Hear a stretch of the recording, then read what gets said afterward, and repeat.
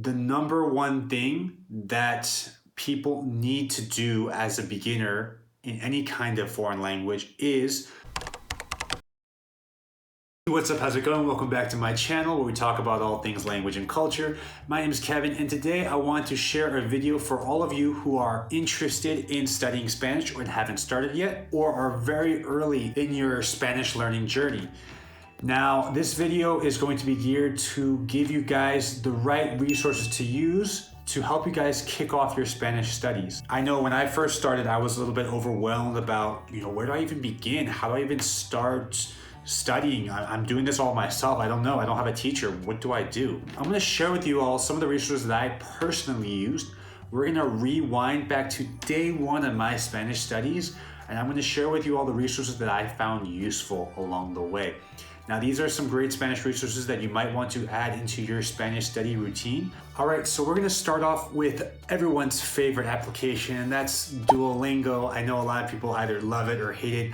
I personally am of the opinion that Duolingo is a great app for beginners. It's where I started on day one. I started playing some lessons on Duolingo. The number one thing that people need to do as a beginner in any kind of foreign language is to build a routine. And Duolingo is great at that because it has streaks. It encourages you to check the app every day. And by doing so, you're going to start building in pockets of time every day with Spanish. You're going to be in contact with Spanish every day, hopefully. This gets your body used to having a little bit of language learning practice in your routine every day. The main thing that stops people from learning languages is that they lose motivation and they completely stop studying. And when you have a good routine in, even when you have dips in motivation, you're going to continue studying because your mind is already used to doing so. You're already going to say, hey, it's after dinner time, I'm going to look into some Spanish, or hey, I have some free time, I'm going to watch some Spanish videos. Building that kind of contact and building that kind of sense of normalcy with Spanish is super important to do early on. And Duolingo is great at that, and that's why I would recommend Duolingo. Now, I would say Duolingo cannot be your sole way of obtaining Spanish, of improving your Spanish. It's a supplementary resource. You need to do a lot more things. You need to watch a lot of Spanish content. You need to practice writing. You need to practice speaking. And there's lots of other resources that will also help you do that. But Duolingo is great to have as a supplementary resource to keep that consistency going and build that routine. Now, a very important resource in my opinion, and what I use at the beginning of my journey, especially the first month of studying Spanish, is a good grammar book. So I use Easy Spanish Step by Step. I would highly recommend this book. I found this very useful in the beginning. It taught me all the important grammar that I need to know. And it also has bite-sized chapters that are perfect for like a 30-minute or 45-minute study session of Spanish. And so it also falls into this category of building a routine because you can block out a decent chunk of time, 30, 45 minutes, and you have the exercise you need to do right in front of you. You don't need to think, you don't need to research on Google, hey, how do I find an exercise to do this, or grammar lesson 1 here, or pronunciation exercise here. No, you have it right in front of you. And I think as a beginner, especially when you're studying on your own, you need to have structured materials so that you don't get overwhelmed and lost by all the different things you don't know. So I would personally recommend Easy Spanish Step by Step. It's the book I use to study Spanish.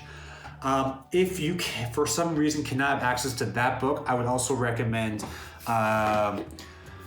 so this is not the beginner book, but Gramática de Uso del Español.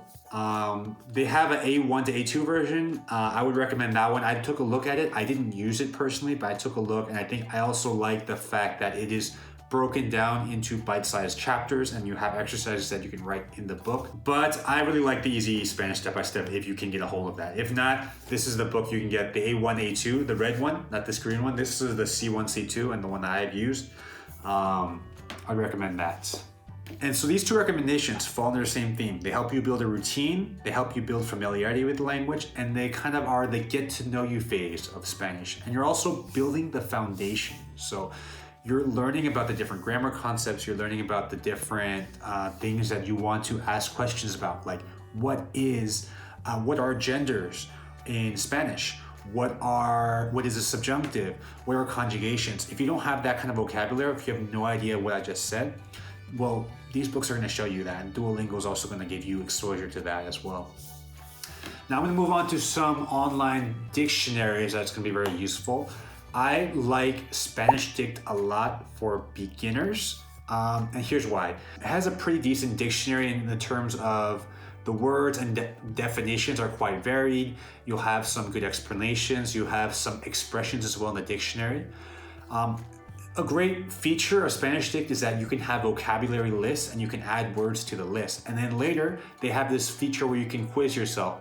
Kind of like a flashcard, but the word is SRS. I think that was the trendy word back then, but they have some kind of flashcard study mechanism, right? So that you can build a list of Spanish words and then just test through them. And so what I would do is I would have the app on my phone and I would have some Spanish words that I would continuously add to my list that I want to learn. And pretty much you can pull up the app, test yourself with that list, and I would just go through that during my daily commute. The second dictionary I would recommend is Word Reference. Word Reference is the ideal dictionary. I think it's the best Spanish to English dictionary I have found, and it's free. I currently don't use Spanish Dict anymore because Word Reference's dictionary is better. It has much more definitions, it has much more depth, has much more breadth. It also has a lot of expressions, it has a lot of colloquial expressions and phrasal words, and it's just very well detailed and has a lot of variety. There's also a great forums aspect to it, so people will ask questions and people will clarify on certain usages of the terms. So if you want to ever look up a definition, Word Reference, I would say, is the more broad dictionary to look for, but Spanish Dict is great for beginners, especially for that vocabulary list. There was a podcast that I found really useful and that I used in the first 3 months of my Spanish studies, and I used Coffee Break Spanish. And because you're a complete beginner, listening to full chunks of Spanish is going to be intimidating, it's going to be hard. Coffee Break Spanish is primarily in English and they explain certain chunks of Spanish towards you. Podcast is primarily in English and they explain some phrases, some expressions, some dialogues in Spanish to you. And I found it useful to get my listening practice in. I actually did it on my coffee breaks. I would listen to a short podcast from them. I also would do that on my commutes as well. So I would recommend it as a podcast. As to YouTube, what I personally use on YouTube was Easy Spanish. There are English subtitles for everything, and they're very meticulous about their subtitles because they're gonna not only exactly kind of mimic what the people say, but they also will put some explanations in here and there if things don't make sense. So Easy Spanish is pretty much, there's some people who do street interviews with locals, and they kind of talk about a wide variety of topics, and they'll kind of have subtitles in Spanish as well as in English. There's actually a ton of Spanish YouTubers that are geared towards teaching Spanish. I'm gonna make another video to recommend some other ones to you. I found a lot more other YouTubers that are also very useful, give great content for an intermediate and advanced level as well. Finally, I think after around month 2 or 3, I started to take some italki lessons every other week. And the community tutors on italki are great. Italki, for those of you who don't know, italki is a platform that allows you to get in touch with professional teachers and tutors. I find that the community tutors are quite affordable. So these are people who do not advertise themselves as professional teachers, but they'll usually offer conversational lessons or private tutoring to you for a more economical price. I think it's important to actually, especially because I had no one to practice my speaking with, to get corrections and to get feedback on how I sound. Having italki was really useful for me, was a game changer to actually just get over the fear of speaking Spanish, getting started. These are just the resources I use as a beginner, and hopefully you find them helpful as well.